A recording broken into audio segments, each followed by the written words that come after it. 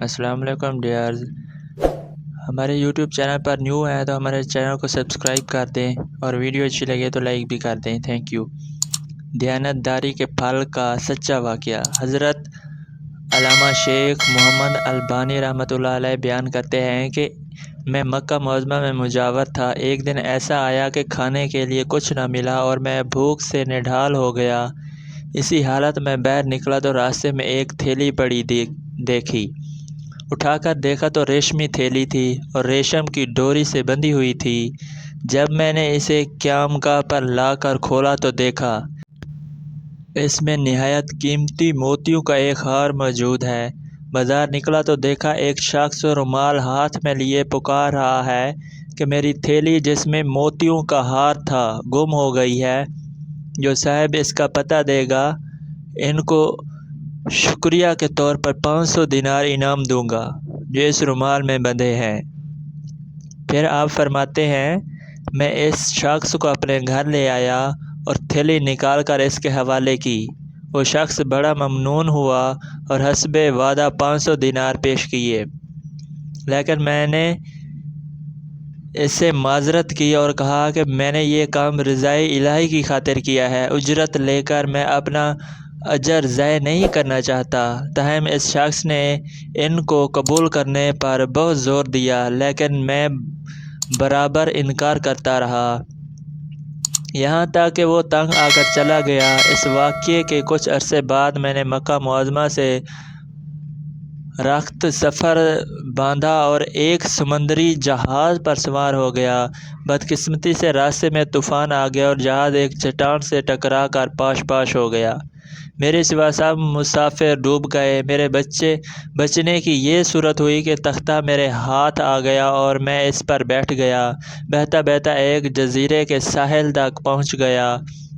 حسن اتفاق یہ ہوا کہ اس جزیرے کے باشندے مسلمان تھے۔ میں وہاں کی مسجد میں ٹھہر گیا۔ لوگوں نے مجھ سے حال دریافت کیا تو میں نے ان کو سارا واقعہ بیان کر دیا۔ لوگ یہ سن کر بہت متاثر ہوئے اور میرے ساتھ نہایت اچھا سلوک کیا۔ بہت سے لوگ مجھ سے قرآن کریم کی تعلیمات حاصل کرنے آنے لگے اور اپنے بچوں کو بھی قرآن کی تعلیمات کے لیے میرے پاس بھیجنے لگے۔ تھوڑی ہی مدت میں یہ لوگ مجھ سے بے حد مانوس ہو گئے اور مجھے اپنا مرشد سمجھنے لگے۔ اس کے علاوہ وہ مجھے کافی مالی امداد بھی دیتے تھے اور دوسری کئی قسم کی خدمات کرنے سے بھی گریز نہ کرتے تھے۔ ایک دن انہوں نے آپس میں کچھ مشورہ کیا اور پھر میرے پاس آ کر کہا ہماری رائے یہ ہے کہ آپ شادی کر لیں اور یہاں مستقل اقامت اختیار کر لیں۔ میں نے کہا جیسے آپ لوگوں کی خوشی۔ چنانچہ انہوں نے بتایا کہ ہمارے ہاں ایک مالدار یتیم لڑکی ہے۔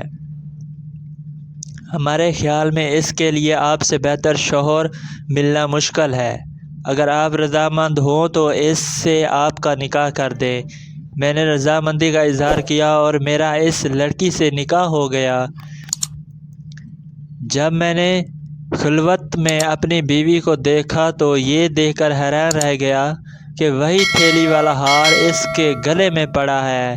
دریافت کرنے پر معلوم ہوا کہ یہ لڑکی اسی حاجی کی بیٹی تھی جسے میں نے محض اللہ کے لیے ہار واپس کر دیا تھا۔ لوگوں نے مجھے بتایا کہ جب اس لڑکی کا باپ حج سے ہاں واپس آیا تھا تو اپنے قیمتی ہار کے گم ہونے اور پھر اس کے مل جانے کا واقعہ اکثر بیان کیا کرتا تھا۔ کہا کرتا تھا کہ جس شخص نے مجھے یہ ہار واپس دیا ہے ایسا بے نفس آدمی میں نے دنیا میں نہیں دیکھا۔ پھر وہ یہ دعا کیا کرتا تھا کہ کاش اس کی مجھ سے یہاں ملاقات ہوتی تو میں اپنی لڑکی کا نکاح اس سے کرتا۔ پھر آپ فرماتے ہیں کہ اللہ تعالیٰ نے اس مرحوم حاجی کی دعا کو شرف قبولیت بخشا اور لڑکی کا میرے ساتھ نکاح ہو گیا اور اللہ پاک نے اس بیوی سے مجھے اولاد بھی نوازی۔